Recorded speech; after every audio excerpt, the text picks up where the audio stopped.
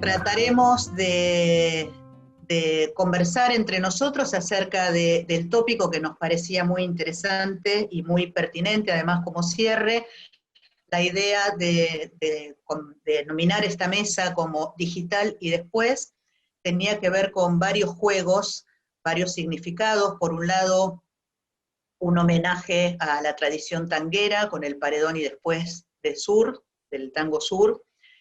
Y entonces, ¿qué es esto que hay, ¿no?, después de ese límite o de esa frontera que es lo digital y que ya hemos pasado? Por eso decíamos en nuestras comunicaciones que la digitalización ya llegó y la pregunta que nos hacemos es cómo seguimos, ¿no?, que viene después de la digitalización. Vamos a compartir la conducción de este encuentro con Alejandra Stevenson, que es editora de la editorial de la Universidad Alberto Hurtado de Santiago de Chile, y también es directora de Recrea Libros. Alejandra ha participado de muchas sesiones de nuestra GEU, y hoy nos va a acompañarnos iba a acompañarnos como moderadora, pero ahora vamos a hacer un ida y vuelta, en principio entre nosotras, un repaso de temas y de preguntas que queríamos conversar con Jorge Carrión. Entonces, el punto de partida era esta idea de que la digitalización ya llegó. Alejandra comentaba hace un rato, mientras estábamos preparándonos, que llegó de modos diversos a los distintos espacios editoriales. ¿Querés, Ale, contar un poco lo que estabas pensando? Sí, bueno, primero, bien, ¿qué tal a todos? Lamentablemente no soy Jorge Carrión, pero bueno, tenemos harto tiempo, hartos años de ruedo en el mundo editorial, así que podemos tener una conversación más bien entre todos. Lo que yo decía, lo que le decía antes de entrar en esta sala, es que en el fondo lo que nos ha generado la pandemia es como que ha acelerado, como todos sabemos, el proceso de la digitalización. Felizmente, algunos estábamos preparados, pero la gran mayoría no lo estaba preparado, y tiene su complejidad y tiene su expertise en el fondo, ¿no? O sea, el mundo digital como que llegó, como que tenemos que estar porque tenemos que acceder a lectores en distintas partes sin, sin haber tenido por lo menos la mediación de las librerías, que al menos en Chile estuvieron cerradas, y que fue un horror, porque en el fondo, como uno de los grandes objetivos que tiene un editor universitario es poder llegar a sus lectores, y no podíamos llegar a nuestros lectores. Entonces, bueno, la digitalización como que permite eso, pero yo encuentro que o sea, respondiendo a la pregunta, y después, o sea, yo creo que esto es el inicio, el punto de inicio, Marce, o sea, como que digitalizar tus libros, pero después saber cómo llegar desde los libros en formato EPUB o en print on demand o lo que fuera, es un expertise que se abre al mundo de los editores universitarios, que no es menor, que no es menor. No solamente porque tienes que convertir los libros a un formato, a múltiples formatos, porque hay plataformas que los piden en PDF para poder prestar capítulos, son préstamos, después hay otras partes que son EPUB solamente, y hay otras partes que son print on demand. Entonces tienes múltiples formatos que convertir cada texto, es un costo que se le asocia también a los libros. No solamente eso, sino que además al abrirte al mundo también te abres a demandas múltiples y a monedas de todo el mundo también, ¿no? O sea, vender en distintas monedas. Entonces, es un inicio complicado desde la parte más comercial de una editorial universitaria, comercial entre paréntesis, de llegar a tus lectores. Pero yo encuentro que el desafío más grande que se ha abierto con el mundo digital, a mi gusto por lo menos, es que como que el mundo digital lo hemos empujado hacia un lector externo a la academia. Y yo encuentro que el desafío del académico como que use o promueva o esté trabajando sobre la base del libro digital, y que promueva eso con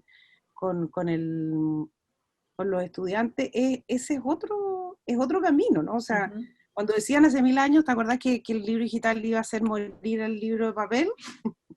Yo creo que cuando uno dice digital y después, no sé si nos vamos a digitalizar a tal punto de que solo vamos a leer en digital. Yo conozco ya mucha gente que lo hace, digamos, pero yo creo que ahí hay un desafío de cómo entra el libro digital al mundo de la academia, al mundo del aprendizaje y al mundo de la docencia también. Eso, no sé, tú que enseñas en la escuela ya en la UA, no usas libro digital tú, Marce, ¿no? O sea, tú... Sí, de hecho sí, y ¿Sí? de hecho la pandemia nos ha obligado a buscar eh, modos de facilitar la bibliografía en formato digital.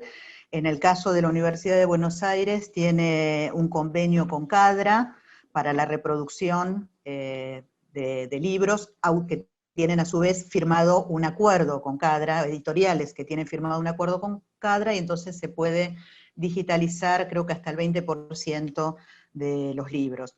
Y hemos tenido el desafío de pasar a formato, a PDF en el caso de estos materiales, gran cantidad de la bibliografía, porque al comienzo aquí no estaban abiertas las librerías tampoco, ni los espacios habituales en los que los estudiantes adquieren sus materiales, que son las fotocopiadoras, ¿no?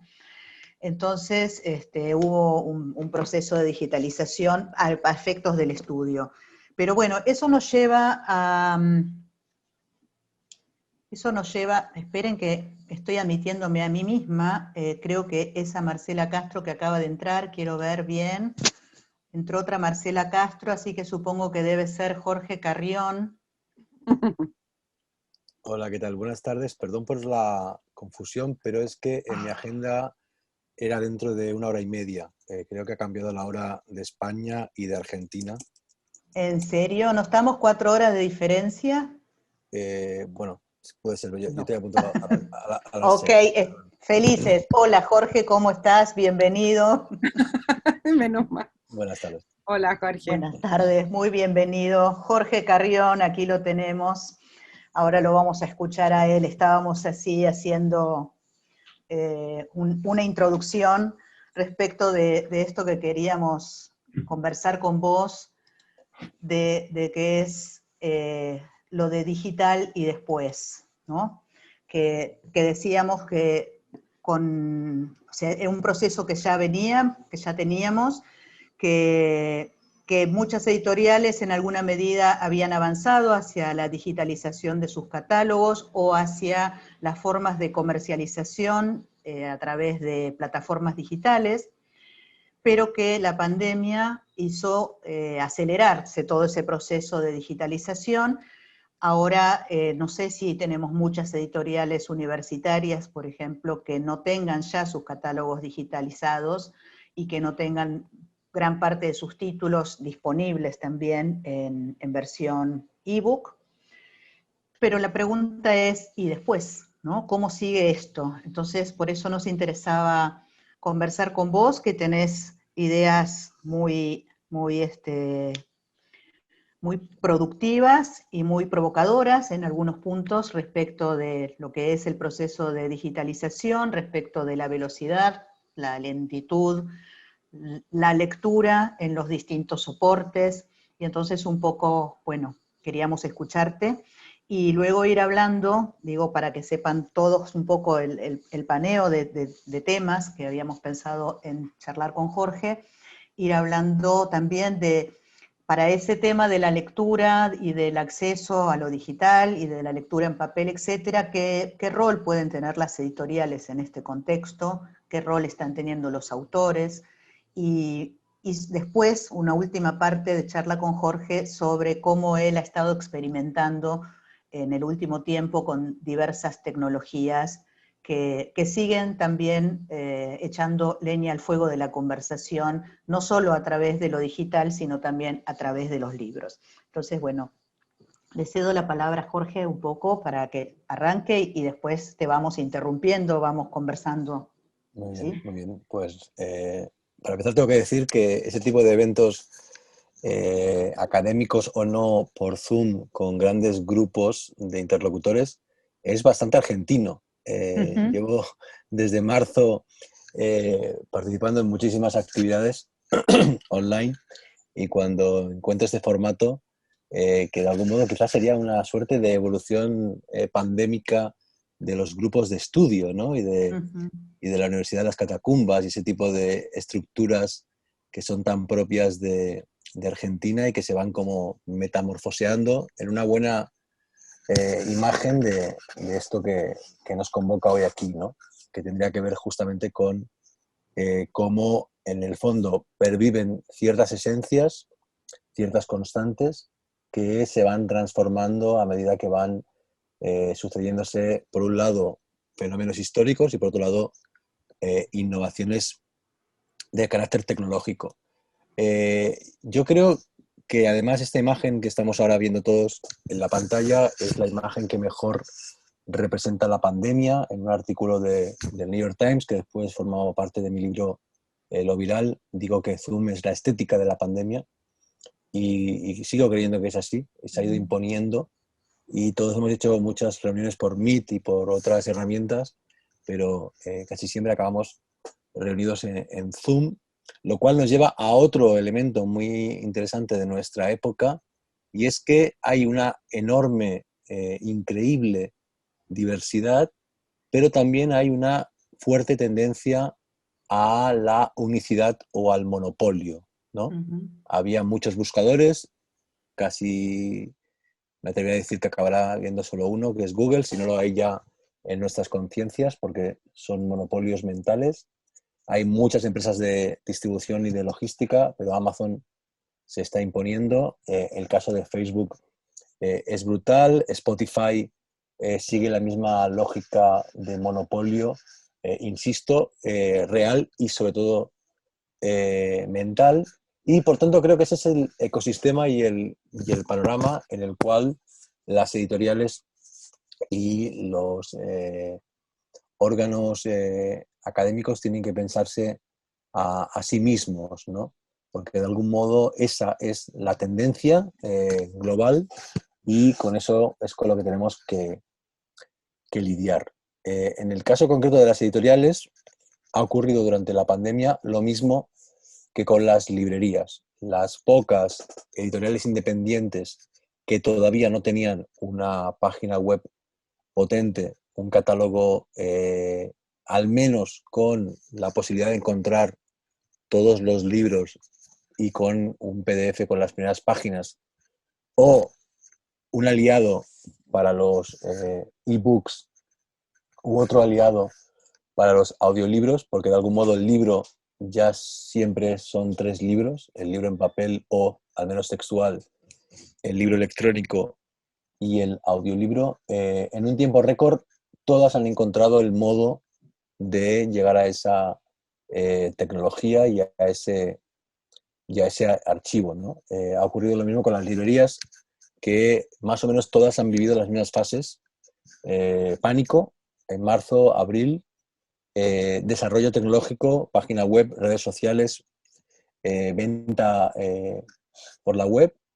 Después una suerte de euforia al darse cuenta de que sus comunidades les eran fieles y que había como una conciencia espontánea de apoyo a las librerías y por tanto a las editoriales independientes, que son proyectos gemelos.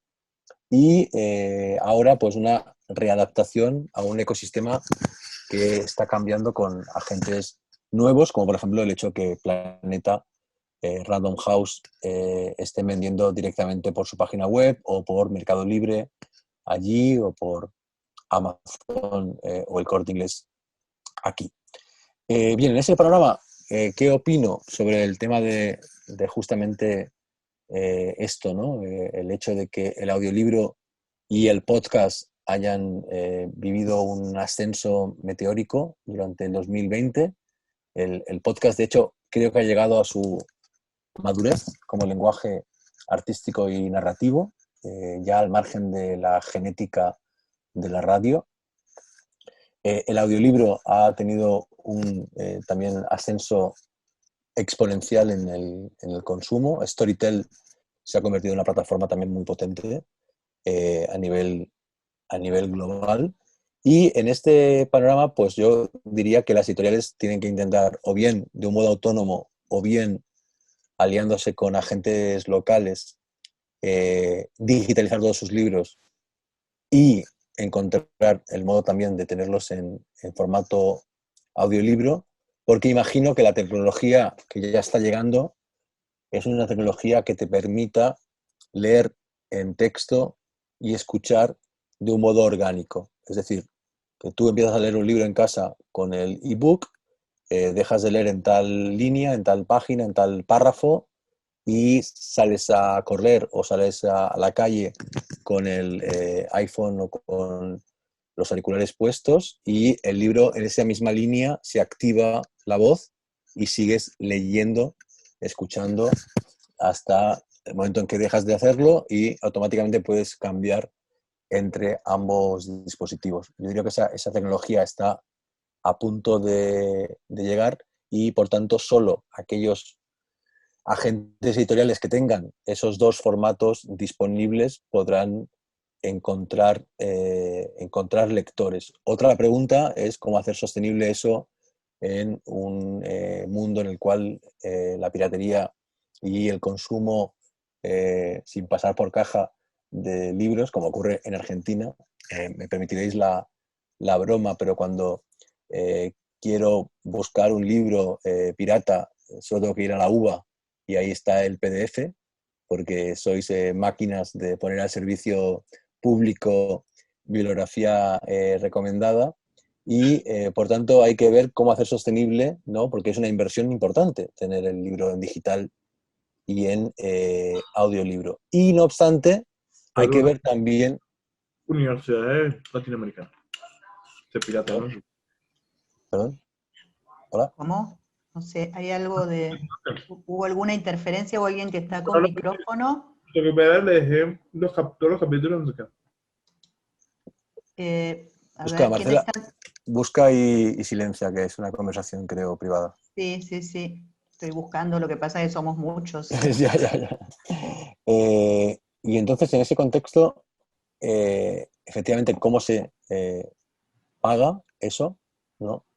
Y por otro lado, no hay que olvidar que, aunque esa sea la tendencia, llegue la tecnología, igual que hay muy buenas formas de leer electrónicamente, etcétera, yo no creo que eso desplace o eclipse a la experiencia de la lectura en papel, porque paradójicamente 2020 ha sido el año de la aceleración tecnológica extrema.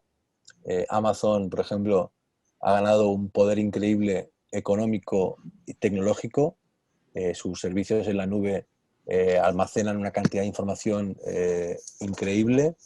Su investigación en inteligencia artificial o en computación cuántica ha crecido muchísimo, pero a la vez, paradójicamente, ha sido el año en que nos hemos reconectado con el papel, en que hemos pasado mucho tiempo en casa, en que hemos encontrado refugio, consuelo, información en nuestra propia biblioteca, de modo que hemos puesto en gran valor el papel y estamos buscando constantemente experiencias que nos alejen de la pantalla, porque la pantalla es trabajo, clases, educación, etcétera, etcétera, etcétera. Entonces, de algún modo, vivimos en esa paradoja que es una fortuna porque tiene que ver con la convivencia a largo plazo, yo diría, entre lectura y consumo de carácter electrónico y de carácter analógico. Ujú. Cuando hablas de digitalización de todo un catálogo, ¿pensás en algún tipo de libro en particular? ¿Haces alguna distinción en libros que son más propios para el papel o únicamente de papel? Pienso también justamente en el debate que tuviste, la polémica con Martín Caparrós, digo, para ir nombrando también cosas que me interesa como difundir y que lean esa polémica en donde vos te pones en defensa del, o sea, arrancás con un texto en defensa del papel, las aulas y la memoria. Martín responde con un texto en defensa de las escaleras y los ascensores, y No, perdón, Martín responde con un texto sobre los libres, vivan los libres, en vez de los libros, los libres, y vos respondés con un texto en defensa de las escaleras y los ascensores. Y ahí me parece que hay como una cosa más sofisticada, digamos, ¿no? O más como para ir pensando por partes, ¿no? En vez de pensar en una globalidad de digitalización de catálogos, porque vos hablas de distintos tipos de libros, de distintas experiencias. ¿Querrías contar un poquito de eso? Sí, bueno, yo lo que intenté defender en aquel artículo fue justamente que no claudiquemos, ¿no? Que no nos rindamos. Puede existir una tendencia hacia la incluso más rápida digitalización de todos los tipos de relación con el conocimiento y, ¿por qué no? Pues que ciertas universidades decidieran a largo plazo que se convierten en universidades digitales, ¿no? Y yo creo que es importante ofrecer resistencia. Es importante, digamos, negarse a una velocidad de cambio de paradigma que no se ha decidido democráticamente, que no se ha consensuado y que no tiene más que ver con el ansia salvaje del capitalismo por acumular dinero y datos, ¿no? Ante esa tendencia a convertirlo todo en digital porque sí, sin una reflexión previa, ni tampoco sin ningún tipo de convencimiento de que hay una mejora moral, yo digo, bueno, al revés, hay que calmarse, porque la tecnología y el futuro tienen su ritmo, pero la lectura tiene otros ritmos, al menos en los que hemos formateado el cerebro durante el siglo XX, ¿no? En ese sentido, lo que ocurre en el debate entre Martín y yo es que Martín lee todo en digital. De hecho, es la única persona que conozco de nivel intelectual alto que lee solo en digital. Prácticamente el 90% de lo que lee en digital, no tiene biblioteca en papel, la dejó en Buenos Aires y no la recuperó. Y yo, en cambio, leo solo en papel. Tuve una experiencia de leer en un iPad durante unos años, pero un día me di cuenta, esto lo cuento al final de librerías, ¿no? Que un día me di cuenta de que en el iPad lo que subrayaba y lo que leía no lo recordaba porque no lo citaba. Nunca en ninguna clase, en ninguna conferencia citaba nada que hubiera leído en un libro comprado legalmente para mi iPad. Y eso me llevó a darme cuenta de que subrayar con lápiz para mí es fundamental para recordar, ¿no? Entonces, en el fondo, él está defendiendo su forma de leer y yo estoy defendiendo la mía. Y no sé en qué porcentaje estamos, pero quizás estamos en la mitad del mundo, como ocurre en todo, ¿no? Todo ahora es la mitad. En cualquier elección o referéndum, más o menos la mitad dice una cosa y la otra mitad dice la contraria. Entonces yo creo que si somos la mitad del mundo que leemos en papel y la otra mitad que lee en digital, evidentemente hay que intentar conservar una suerte de equilibrio o de coexistencia, ¿no?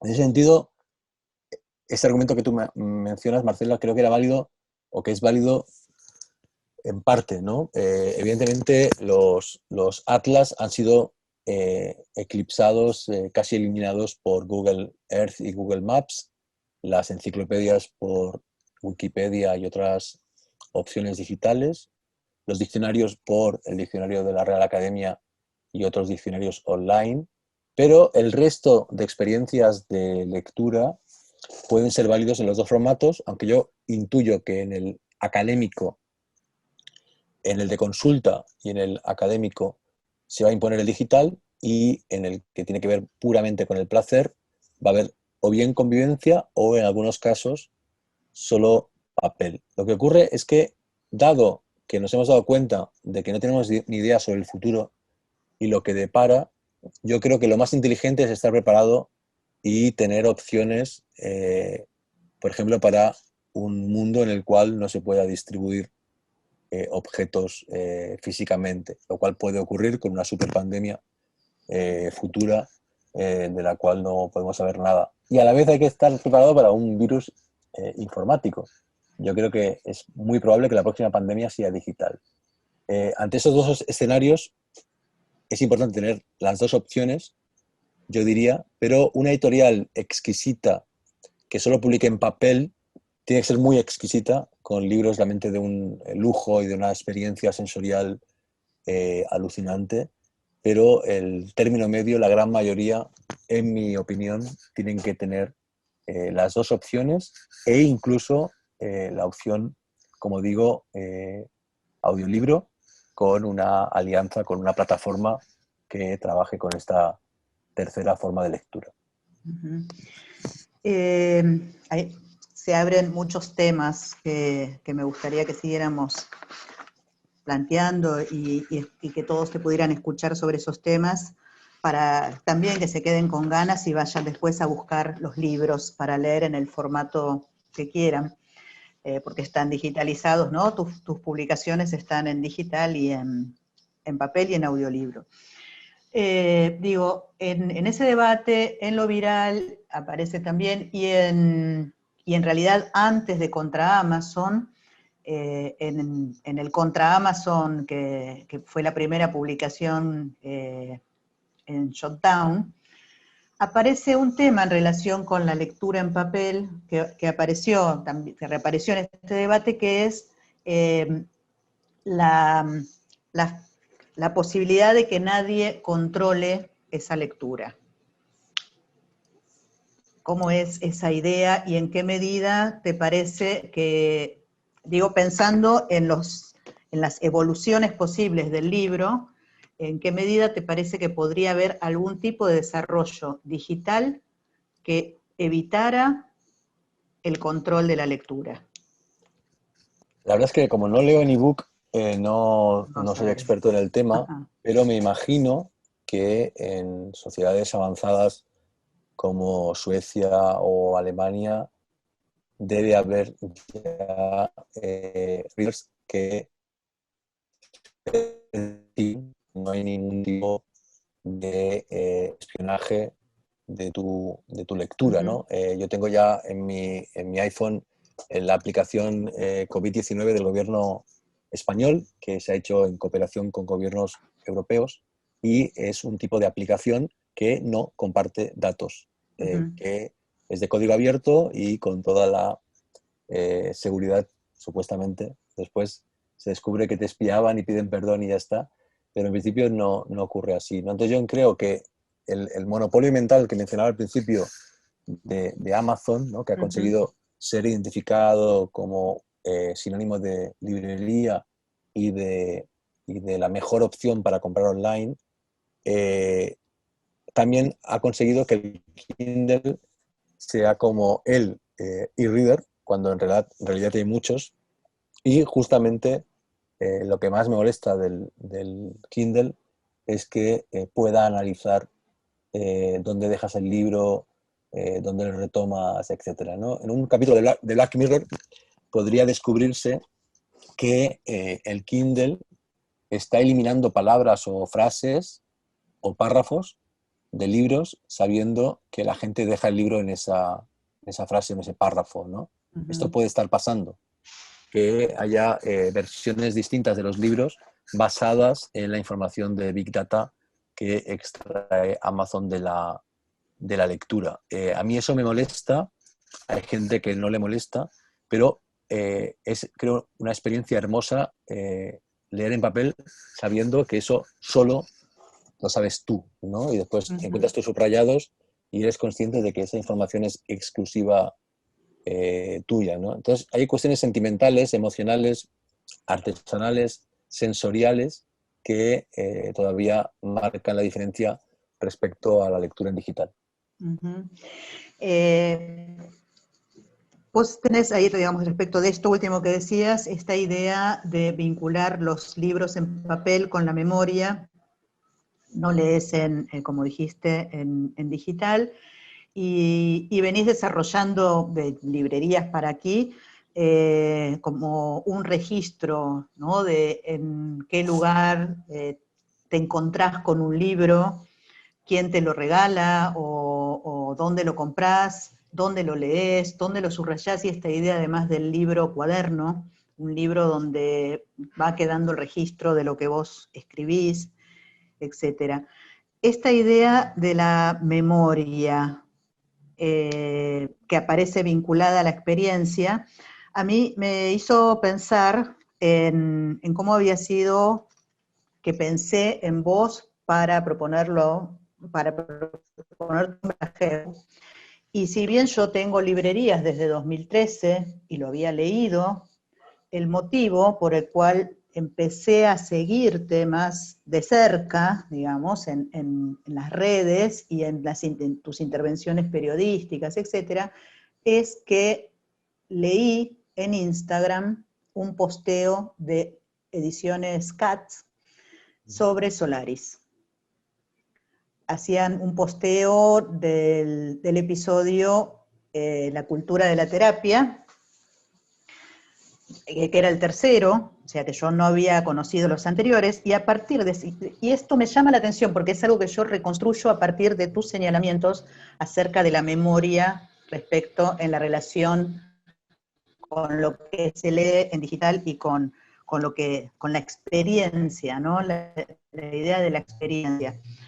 Entonces, para quienes no saben qué es Solaris, Solaris es el podcast que desarrolló Jorge junto con un equipo, y es un podcast que vale mucho la pena escuchar por la factura que tiene y por los temas que toca. Tiene 6 episodios y un poco lo que quería pasar en este momento es a que vos comentaras cómo había sido esa idea de experimentar con tecnologías, porque una de las cosas que me parece, o sea, además de la factura que tiene ese podcast y de la experimentación adentro del podcast, la recomendación que tiene que ver con un rol posible de editoriales y que vos asumís de libreros también, la recomendación de libros y también de series. Es decir, uno escucha ese tiempo que dura el episodio y se va cargado de datos para seguir en temas si le interesa, con otras lecturas y con series. ¿Cómo surge esto? ¿Cómo lo ubicás en tu trayectoria de ir armando estas redes? Muy bien. Pongo mi dirección de Instagram y de Twitter por si a alguien le interesa. Buenísimo. Y de hecho, dentro de 5 horas y cuarto, en la web del Festival Cuéntalo, de Logroño, de aquí de España, vamos a hacer un capítulo especial en directo de Solaris. Estáis todos invitados. Buenísimo. Bueno, pues por seguir un poco la secuencia de lo que tú has citado, ¿no? En el 2012 escribo Librerías, que es un libro sobre las librerías del mundo y sobre la historia del libro.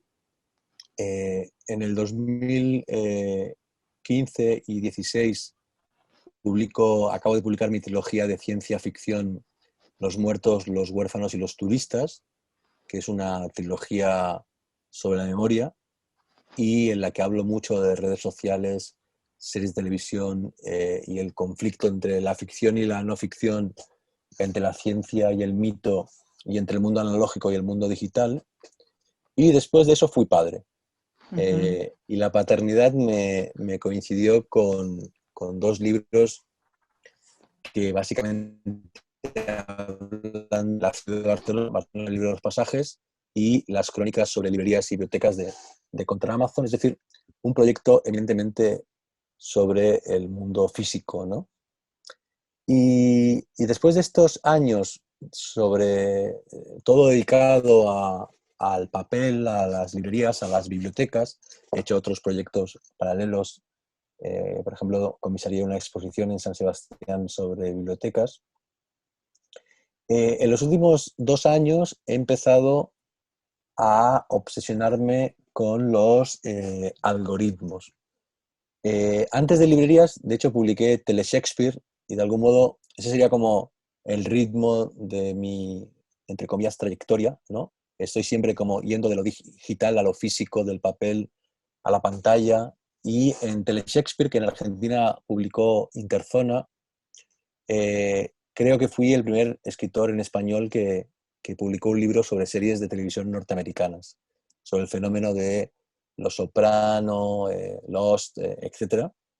Y de hecho, con un profesor argentino que vive aquí, Carlos Escolari, hicimos una experiencia muy bonita, un MOOC, un curso digital sobre la tercera edad de oro de la televisión, ¿no? O sea que Teleshakespeare, no lo había pensado, tuvo una dimensión en papel, ¿no? Como libro, y tuvo una dimensión como curso online. De modo que siempre he estado trabajando en formatos, experimentando, investigando, porque de algún modo creo que un escritor es eso, ¿no? Es un investigador que en vez de hacerlo en la investigación en clave académica, la hace en clave artística, ¿no? La cuestión que en los últimos años, como digo, he estado ya no interesado tanto en las series de televisión o en los productos culturales concretos, sino en las grandes plataformas que los producen, los distribuyen, los condicionan y que de algún modo están usurpando la figura del autor, ¿no? Por ejemplo, el dilema de las redes sociales, ¿no? The Social Dilemma, no es un documental de Netflix, es un documental de Jeff Orlovsky con 4 productoras asociadas. Pero el hecho de que se vea en Netflix automáticamente hace que sea de Netflix, ¿no? Y lo mismo ocurre con Spotify, con HBO, con Amazon Prime, con Disney, etcétera, ¿no? Y a mí eso me interesa mucho, porque los algoritmos han asumido tanto poder, porque las plataformas se han convertido en 15 años en las empresas más poderosas del mundo y cómo piensa un algoritmo. ¿Por qué en Netflix, si tú buscas la última película de Tarantino, no te aparece si tienen películas dirigidas por Tarantino, sino que el algoritmo piensa de un modo distinto y clasifica lo que te muestra de una forma que no es la humanista, la que tiene que ver con el autor, con el director, con el actor, con el productor, etcétera, ¿no? ¿Por qué han alterado el sistema de clasificación y de procesamiento de la información de los últimos 2500 años y han impuesto otro?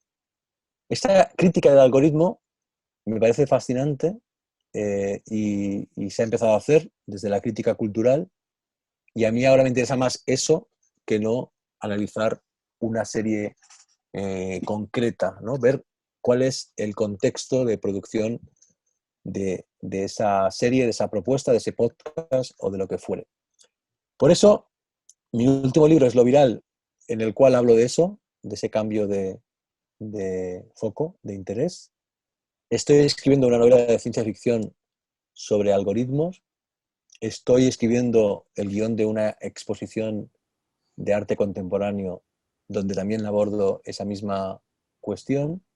Y cuando María Jesús Espinosa de los Monteros, la directora de Podium Podcast, me contacta para decirme que le gusta mucho el tipo de ensayo cultural que yo hago en el New York Times y que quisiera que hiciéramos algún tipo de ensayo sonoro para podcast, se me ocurrió que justamente eso era lo que yo quería, digamos, abordar, ¿no? Cómo el futuro o esa zona del presente donde ya está el futuro está condicionada por ciertas tecnologías y por ciertas intersecciones entre las humanidades, la ciencia y la tecnología. Y ahí desarrollé el podcast Solaris, Ensayos Sonoros, que de hecho tiene una particularidad y es que es ensayo, es no ficción, sobre temas absolutamente contemporáneos como los géneros fluidos, como las plataformas,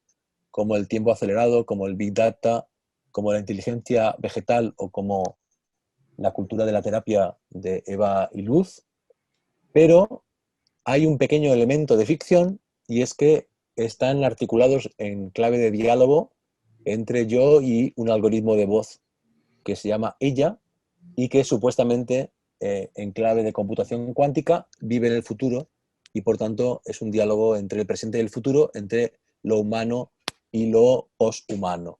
Y ese tipo de diálogo me permite, yo creo, darle un dinamismo y un juego intelectual y, ¿por qué no?, emocional, porque hay una mínima relación irónica entre ella y yo.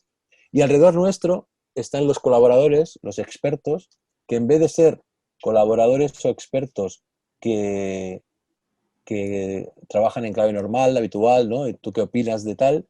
Son corresponsales en temas muy contemporáneos. Tenemos a Eloy Fernández Porta, corresponsal en Sociología de las Emociones, a Carlos Escolari, corresponsal en Ecología de los Medios, a Fernando de Vicente, corresponsal en el Supercomputing Center, a Elena Neira, corresponsal en Netflix. Son expertos en elementos muy contemporáneos que opinan y complementan cada capítulo, ¿no? El podcast, para mi sorpresa, ha tenido un cierto éxito. Tenemos bastantes descargas. Ya me han renovado 2 temporadas más. Creo que tendrá 3 temporadas. No quiero eternizarme. En Navidad estrenamos la 2ª temporada. Y hoy hacemos el capítulo especial en directo, que después se convertirá en un capítulo especial del podcast, que se puede escuchar en Spotify, en Podium, en iVoox. ¿Podés anticipar el tema? ¿Tiene tema ya? El tema de hoy, sí, el tema es la muerte. La muerte pixelada. Es decir, cómo las redes sociales y la COVID-19 han alterado nuestro modo de relacionarnos con la muerte. Buenísimo. Bueno, justo un tema clave en este momento. Uno más, digamos. Jorge, tendría montones de preguntas para seguir hablando del podcast y estamos ya un poco pasados con el tiempo porque todavía yo no me fijé, pero Ale nos va a decir si tenemos preguntas del público. Pero antes de pasar a las preguntas del público, me gustaría que contaras también brevemente, aunque sea Curarnos. Curarnos es una revista por WhatsApp, ¿no? Que desarrollaste con poquitos números. Pudieron salir, porque podés contar un poquito de eso, digo, porque son ideas de intervención muy fuertes, me parece, de uso de las tecnologías con otras lógicas y que me parecen muy, muy buenos ejemplos para que desde las editoriales tomemos ideas, no para copiar directamente, pero sí para abrirnos a otras experimentaciones. Bueno, pues sí, la verdad es que, como he contado, intento que cada proyecto que hago solo o en equipo tenga un cierto grado de innovación. La innovación siempre tiene una fórmula muy sencilla, que es agarras 3 o 4 elementos de ámbitos distintos y los mezclas y generas algo nuevo, ¿no? Y durante la pandemia, con Omar Rincón de la Universidad de los Andes, con Pere Ortín de Altair Magazine y con Patti Godoy, documentalista digital, queríamos hacer un Zoom, a tomar un vino y pensamos en que era un momento histórico, que merecía la pena hacer algún tipo de revista cultural que tuviera que ver con la curación de contenidos, pero también con la compañía, porque estamos más solos que nunca, ¿no? Hay una auténtica epidemia de soledad que la digitalización no deja de acelerar también. Y nos dimos cuenta de que lo nuevo no era la curación en ninguno de los dos sentidos, sino que lo nuevo era un canal que fuera un canal por el cual no te llega cultura, sino que en general te llega basura, ¿no? O conversaciones íntimas o memes, vídeos falsos, etcétera, ¿no? Es WhatsApp. Y investigamos cómo enviar masivamente contenido por WhatsApp y, sobre todo, diseñamos una revista por WhatsApp, es decir, una revista que cuando tú pasas en scroll tu WhatsApp, el conjunto, ¿no? Con la cabecera, con las secciones, parezca una revista, ¿no? Eso fue muy complicado y tuvimos un problema, que es que morimos de éxito porque en muy poco tiempo, 2 semanas, tuvimos 5.000 lectores y enviar 5.000 mensajes por WhatsApp es muy complicado, muy difícil si no pagas. Entonces conseguimos con un aliado indio, un hacker, enviar 3 números, pero después ya Facebook nos cortó el proyecto y ahora estamos en una etapa de desarrollo de una alternativa por una vía legal con una empresa tecnológica y seguramente vamos a volver muy pronto con el número 4. Lo que no sabemos es cuántos números más tendrá Curarnos. En nuestro Twitter anunciaremos cuando volvemos y es gratis, solo tienes que enviarnos, bueno, perdón, hasta ahora era enviar el número de teléfono sin nombre, porque no queremos tener datos, y recibías la revista, pero ahora vamos a cambiar y para que sea legal, lo que haremos será como dar un link y tú abrirás en tu WhatsApp el link y automáticamente tendrás la revista. Ha sido un proceso tan complejo que hemos creado un seminario que hemos ya dado en la Universidad de los Andes y que daremos en la Fundación de la Cultura Urbana de Caracas y quizá en la Fundación Telefónica de Madrid, que es un seminario de innovación en tecnología y periodismo, porque en todo este proceso hemos aprendido mucho justamente sobre las plataformas y cómo intervenir a través de ellas. Fantástico, fantástico. Me gustaría seguir con el tema de las apps como futuro del libro o como lo que puede ser como una evolución. Me gustaría seguir con muchas de las cuestiones vinculadas con edición, el autor en esta época que aparecen en lo viral. Pero me parece que tenemos preguntas y no te quiero acaparar, no quiero hacer yo monopolio tampoco. Alejandra, ¿cómo estamos? Ale, ¿estás por ahí? ¿Tenés micrófono? Perdón, sí. Disculpen. ¿No? Sí. ¿Tenemos Mira, preguntas? lo que pasa es que Si no, yo sigo, que ha sido interesante, es súper interesante la conversación, pero hay preguntas que quedaron como del inicio de la conversación, así que vamos a estar Lo que como puedas atrás. acomodar. Sí. Claudia Hartfield pregunta, o sea, como que hace una afirmación, pero sería interesante poder como saber como qué piensas de eso, Jorge. Es que dice que la lectura en papel entonces es como un hecho político finalmente, ¿no? O sea, que no sé si para ti o en general, si concibes o qué opinas de eso. Esa es como una pregunta. Sí, bueno, todo gesto puede ser leído políticamente, pero no nos confundamos ni nos pasemos, ¿no? Porque finalmente lo que es un hábito o es una cuestión sentimental también tiene un valor, ¿no? Pero en mi caso particular, asumo que tanto mi práctica de lectura como mi defensa pública de esa práctica de lectura sí que son gestos políticos, igual que creo que es un gesto democrático recordar que no ha legitimado a nadie, a Facebook o a Amazon o a Twitter, para que censure o edite, ¿no? Y creo que es una llamada de atención que es importante repetir. De modo que desde un punto de vista sería político, desde otro punto de vista puede ser simplemente inconsciente o sentimental. Lo que sí que es político es lo que sí que es político es comprar los libros y pagar por ellos o no hacerlo. Eso sí que es un gesto claramente político. Gracias, Jorge. La otra es que dice, ¿tienes una opinión sobre GPT-3? GPT-3, ¿qué es GPT-3? GPT-3, no sé qué es. Así No tengo opinión porque no sé lo que es. Ya. ¿Qué es? No lo sé, no lo explicó. Voy a preguntar a ver si Tiene que ahora... ver con inteligencia artificial. Y creo que yo leí algo que decías al respecto. GPT-3. Alguien te hizo alguna, espérate que ya lo busco mientras. Yo hice la pregunta. Vale. Así es. Es un lenguaje natural que se ha desarrollado básicamente en esta instancia, la versión 3 de GPT.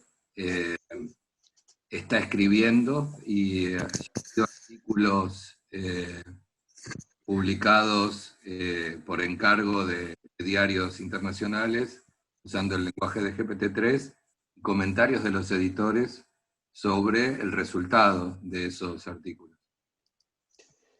Sí, perdón, no conocía las siglas. Sí conozco esa inteligencia artificial. El artículo más famoso fue el que publicó The Guardian, creo que el mes pasado. Y en ese sentido, creo que era un artículo muy editado, de modo que obviamente todavía pues, estamos lejos, ¿no?, de que se pueda generar lenguaje 100% coherente y 100% literario en clave algorítmica. Os paso por el chat un libro muy bueno que he leído sobre el tema y que repasa justamente todos los ámbitos, ¿no? El ámbito de crear imágenes, el ámbito de crear música, el ámbito de crear lenguaje, etcétera, ¿no? Que cómo está ahora mismo el machine learning y los sistemas de inteligencia artificial en los ámbitos creativos. Lo que sí que claramente ya puede crear un algoritmo, a mi juicio, es eso que se está llamando poesía, y para mí no es poesía, que es ese tipo de lenguaje de influencer que parece como aforismo, haiku. Esto es tan simple que efectivamente ya un algoritmo lo puede crear y no seríamos capaces de diferenciar el origen, si humano o algorítmico. En cualquier caso, si no llega dentro de 10 años, llegará dentro de 15, pero está llegando, y siempre digo que si las máquinas ya nos ganan al ajedrez y al Go y seguimos jugando ajedrez y a Go, significa que no es realmente una amenaza, sino un sistema paralelo en el cual habrá gente a la que le gustará leer novela escrita por máquinas y gente que seguirá leyendo novela escrita por humanos. Yo diría que eso va a convivir. Para mí el caso más alucinante es el de la música, porque Spotify compra a música generada por computadora que compra muy barata. Hay empresas que generan música de un modo automático con inteligencia artificial, y Spotify hace listas de reproducción de temas que ha comprado con todos los derechos para siempre y los etiqueta según géneros, ¿no?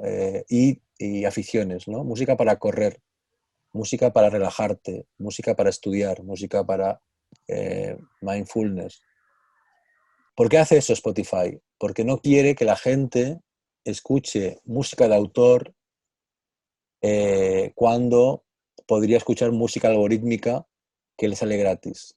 Si tú escuchas a un grupo argentino cuando vas a correr, Spotify le tiene que pagar a ese grupo porque has escuchado su música. Si tú escuchas una música que ellos tienen los derechos, no pagan nada, ¿no? Entonces, como ellos han investigado y hay millones de personas que les da igual lo que escuchen mientras les ayude a una actividad, han apostado por esta inversión para eliminar pagos a artistas humanos, ¿no? Eso me parece que es un ejemplo de lo que estamos gestionando en este momento, bastante brutal y bastante interesante. Y por el éxito de esta poesía instagramer, imagino que hay mucha gente que va a seguir comprando libros o poemas generados por ordenador, porque no hay mucha diferencia entre lo que puede escribir un influencer hoy día con lo que puede escribir una máquina, ¿no? Hay cuentas de Instagram de robots, pues imagino que habrá cuentas de Instagram de poetas que serán también algoritmos. Es bastante desolador escuchar eso, aunque es realidad, pero es bastante angustioso escuchar lo que acabas de decir, encuentro, porque sobre todo para editores que trabajamos con autores, que somos pares, que estamos dentro de una cadena, pensar eso es como un poquito angustiante, pero bueno. Creo que hay una, perdón, ¿no? En relación con este tema, que Jorge tiene una idea que me parece también como para compartir, que está en lo viral. En lo viral van a encontrar reflexiones de los más diversos wines. Entre ellas hay una vinculada con esta cuestión de que las grandes plataformas quieren hacernos creer que los mediadores no son necesarios. Él dice intermediarios, pero a mí me gusta más decir mediadores en vez de intermediarios. Y que una de las cuestiones por las cuales para él son necesarios tiene que ver con los mecanismos de legitimación y prestigio, ¿no? que influyen en la selección que finalmente hacen los usuarios, compradores, lectores de lo que se trate. ¿Te imaginas alguna intervención así en el campo? O sea, ¿cómo te imaginas eso en el campo de la edición en relación con lo que decías de la música? Digamos, ¿qué rol podrían tener las editoriales en función de estas cuestiones?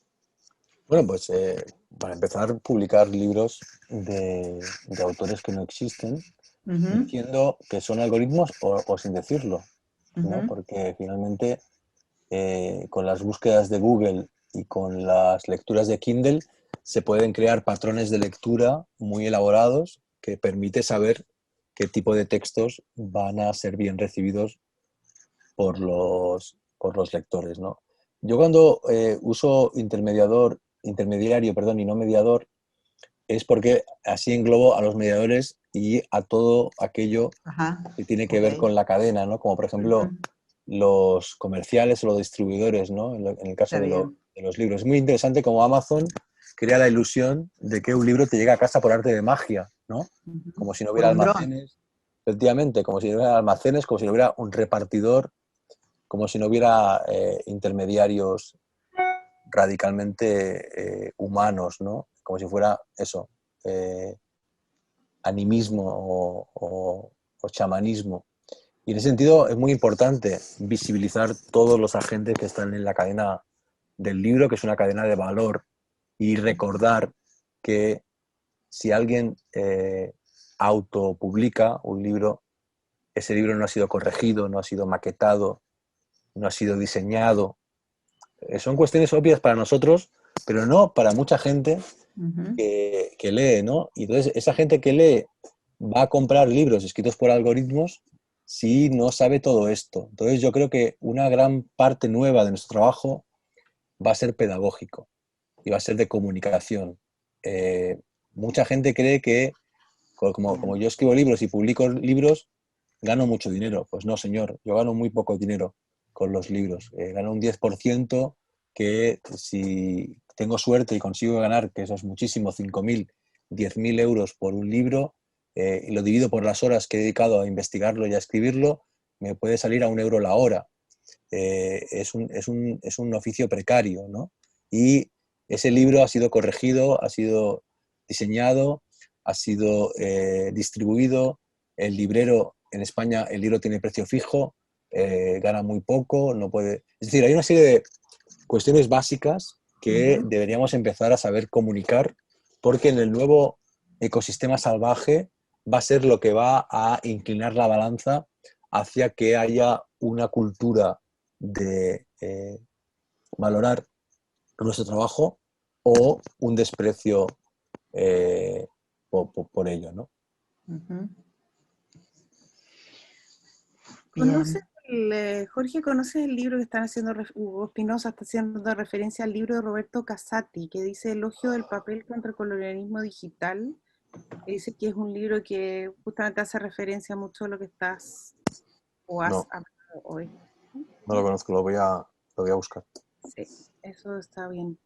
Una pregunta que te quiero hacer yo, ¿tú has profundizado algo en el tema de los lectores, o sea, tipo texto lectores también? Porque los formatos y los lectores y los tipos de textos son como, es una combinación entre los tres que yo creo que tienen o podrían tener correlación, no lo sé, o sea, por ejemplo, no sé, que la poesía no, que tal vez sí le va bien un audiolibro, pero súper mal no sé, un libro digital, no tengo idea, pero, Claro. o que un libro académico, tal vez un libro académico.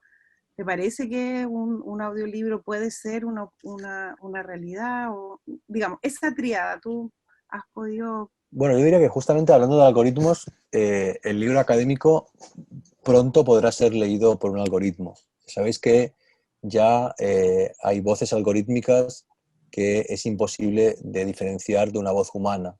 Solo con 5 minutos de esta conversación, un algoritmo puede copiar mi voz y puede leer un texto y ni yo sabría que no he sido yo el que lo ha leído.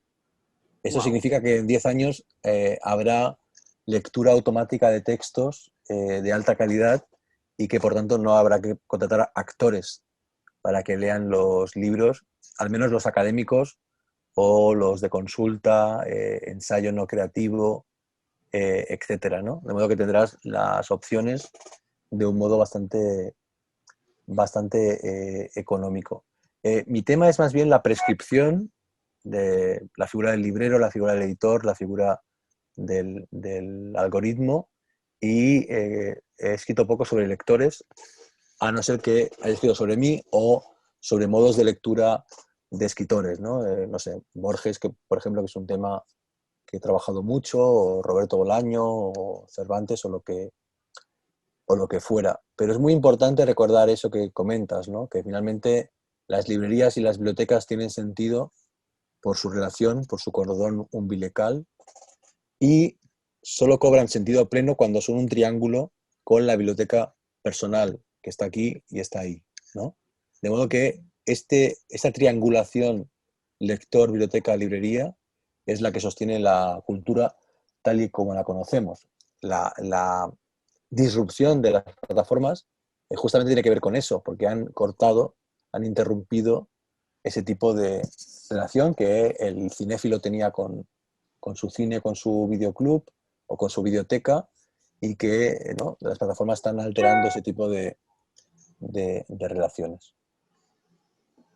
Yo encuentro como que toda esta investigación, por eso has vuelto, no solamente por una cosa romántica, sino por volver a la lectura en papel también, ¿no? O sea, como la intimidad finalmente, ¿no? Recurrir a la intimidad de la lectura, ¿no? Me parece un concepto súper bonito. ¿No hay más preguntas por Yo ahora? creo, perdón, que el podcast ha triunfado por eso, porque es como el papel, un modo de intimidad, y estamos necesitando ese tipo de intimidad porque la extimidad se ha convertido como en la regla de nuestra época. Y en el mismo dispositivo en que estamos en un congreso académico, estamos hablando con nuestro amigo, estamos viendo una serie y estamos escribiendo un texto en Word, y en cambio el podcast nos llega por otro ámbito y como que rechaza la pantalla.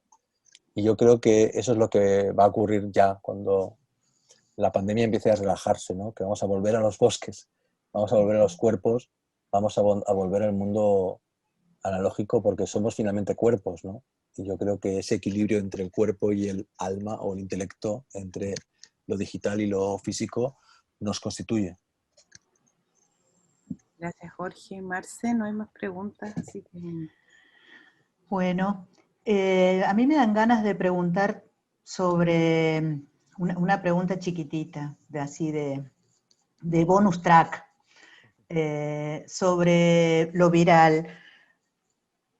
No sé si se puede decir cuándo lo empezaste a escribir, o sea, está en el libro, pero como está al final, no sé si se puede decir hacerlo público, pero sí te quería preguntar, Jorge, si hay algo consciente en la estructura de lo viral, en la forma de fragmentos que tiene, en la extensión de esos fragmentos, si hay algo consciente ahí respecto de la lectura que vos hacés de Seda de Barico.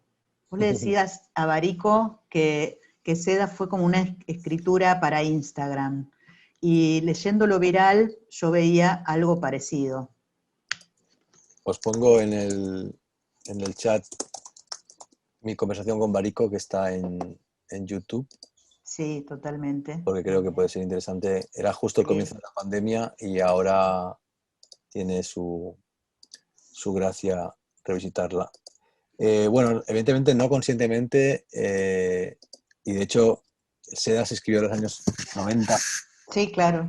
Y es muy fragmentario, pero yo tenía más bien en mente el diario en sí, ¿no? O sea, yo cuando nos encerramos en casa, empiezo a escribir ese diario, y al cabo de unas semanas me doy cuenta de que, bueno, eso no tiene ningún interés, porque estamos viviendo lo mismo millones de personas. Probablemente había miles de diarios en marcha, y hago un clic y me doy cuenta que lo interesante sería justamente reconstruir el camino que nos ha llevado a la cuarentena. Y empiezo a leer en la página de la OMS, empiezo a leer en diarios chinos, y descubro que una fecha plausible del primer caso del paciente cero fue ayer, hace un año. Es decir, que hace justo un año probablemente se infectó el primer habitante de Wuhan, y ahí me impongo una suerte de lógica eulipiana, porque desde mediados de noviembre hasta marzo significaba escribir 100 días, escribir 100 entradas de diario y convertir el diario, que es un género de la intimidad y es un género,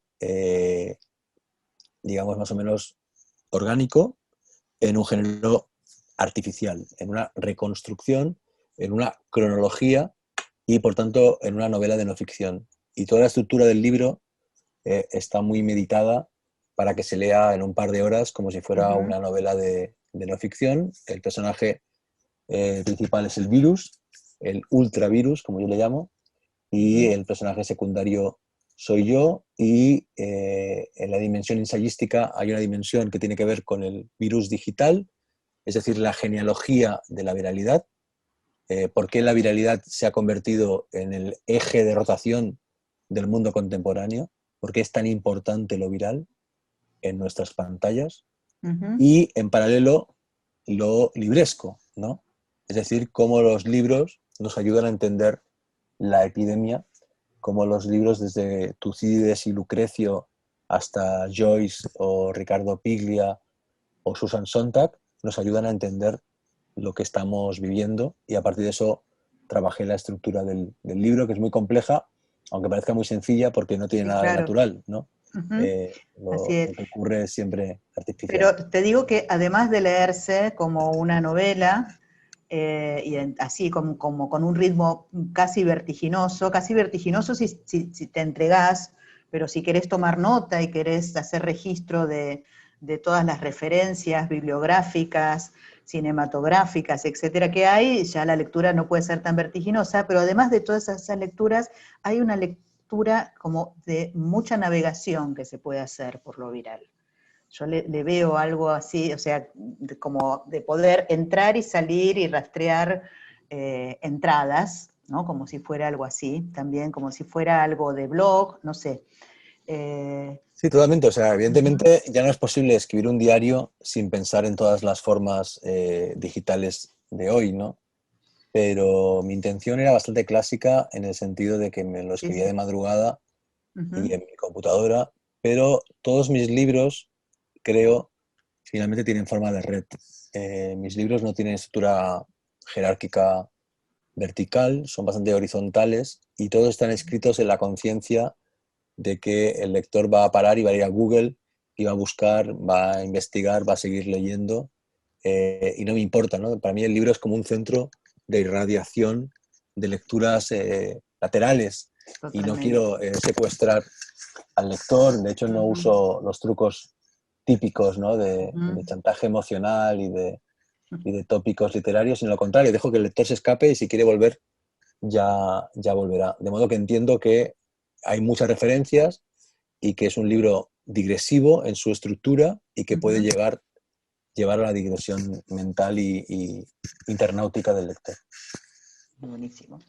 Bueno, muy recomendables entonces seguir a este señor en las intervenciones periodísticas, en el New York Times, en La Vanguardia también, luego en otras publicaciones periodísticas que no son diarios, y si todavía no leyeron librerías, hay una versión aumentada, si no tienen el original de 2013, Lo Viral, que está fresquito, y nosotros tenemos aquí en el auditorio público de distintos países, no solo de Argentina. Yo estaba por decir que Galaxia Gutenberg, que es la editorial que publicó Lo Viral, imprime aquí, entonces se pudo conseguir prontamente, pero no sé cómo estará la cosa en Costa Rica y en otros lugares de donde está la gente participando.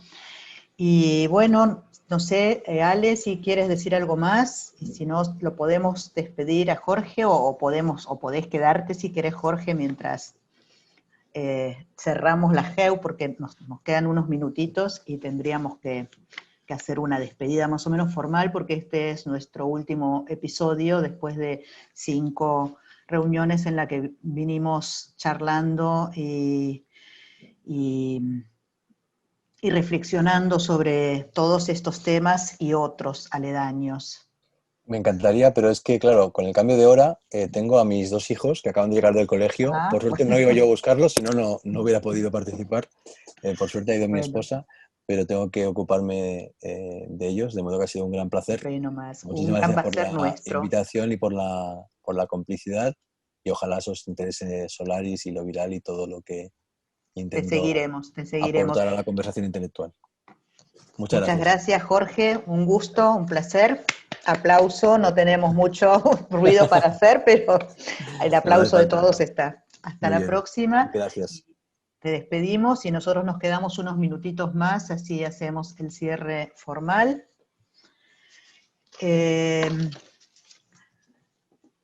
Bueno, Fantástico, Marte, que haya llegado, en todo caso, súper interesante el invitado. Sí, muy bueno que haya llegado, y bueno, estos temas de los horarios, los Outlook que cambian los horarios también es algo real, o cambios de horas, así que... Sí. Bueno, por suerte llegó. Bueno, acá ya empezaron los agradecimientos entre los colegas que están en el público. Piden participación de la región centroamericana para la próxima. Bueno, hay que hablar, nos tenemos que escribir y ver cuáles pueden ser las posibilidades. Y yo tenía acá una larga lista de agradecimientos y de recuerdos, hablando de memoria, que quería hacer.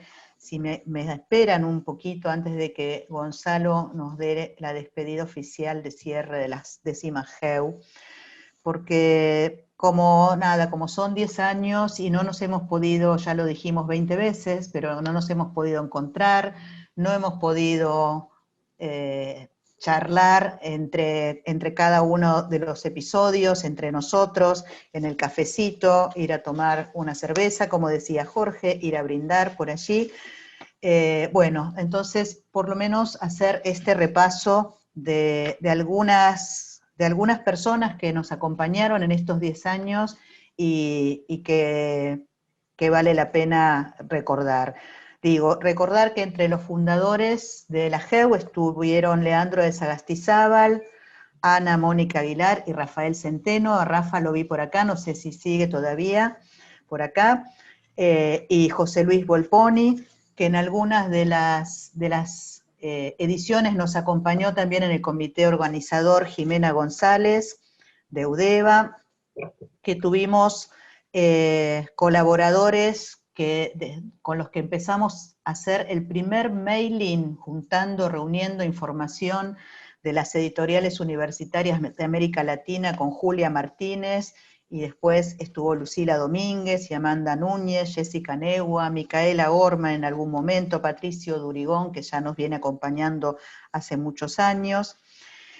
Quería agradecer también a las directoras de algunas editoriales universitarias que nos acompañaron también desde el comienzo y que, como es la vida, han ido cambiando los lugares y hoy no están al frente de editoriales universitarias, pero aportaron su presencia y su trabajo muchas veces, como Esther Azubel de la EDUNCE, María Elena Lotringer de la EDUNER, Pilar Piñeirúa de Diunk, Daniela Verón de UNSAM Edita, y también muy especialmente a los colegas con los que armamos esta GEU, entre ellos a nuestra editorial invitada, que fue la Ediunk de Cuyo, Viviana y María Teresa Bruno, la Tere, que es tan conocida como la Tere en el mundo de las editoriales universitarias.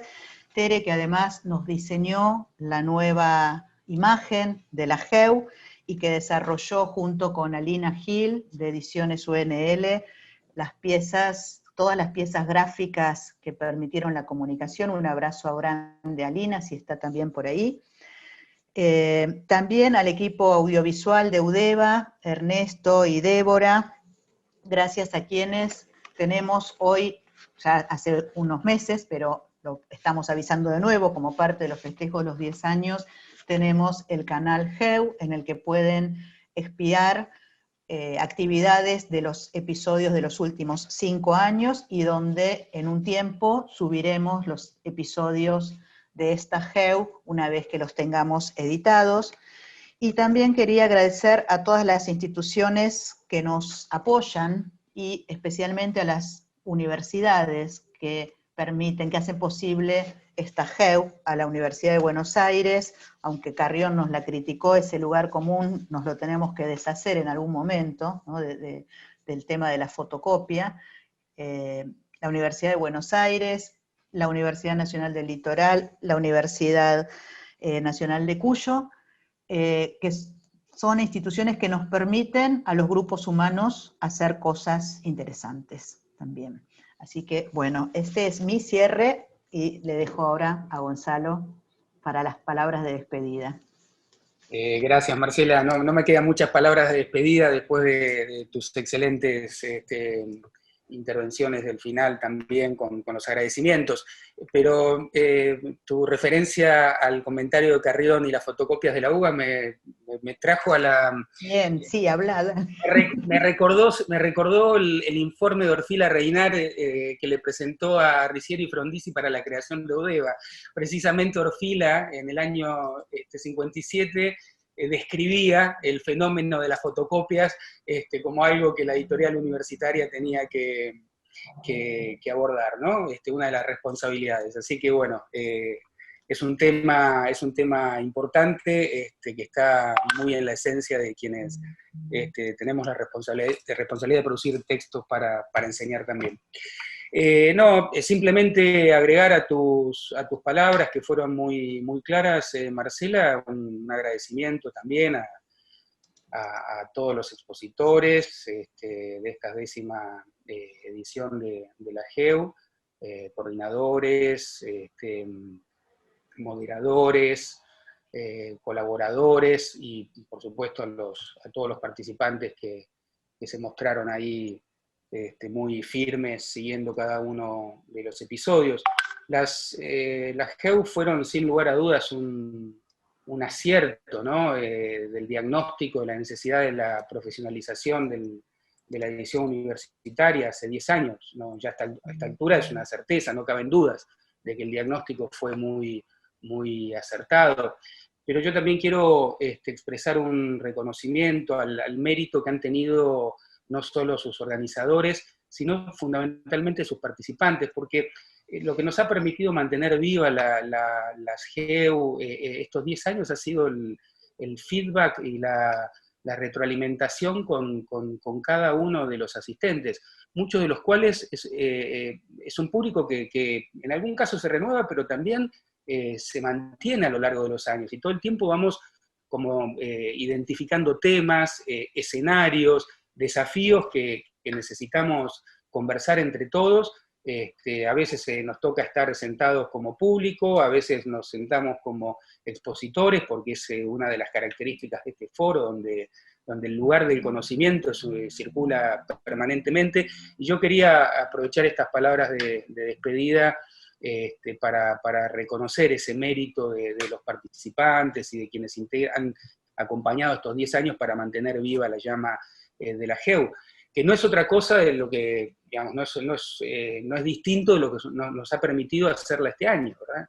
Que hayamos podido superar los desafíos que nos impuso la pandemia, es precisamente porque evidentemente hay una pertinencia, hay una necesidad de reencontrarnos año tras año, y no nos gustó no poder habernos visto en la Feria del Libro de Buenos Aires este año, y todos nosotros sentimos la enorme necesidad de crear este foro virtual para volver a vernos las caras, por más que no sean en pequeños cuadraditos, pero tener la oportunidad de intercambiar ideas, pensamientos y sobre todo vernos.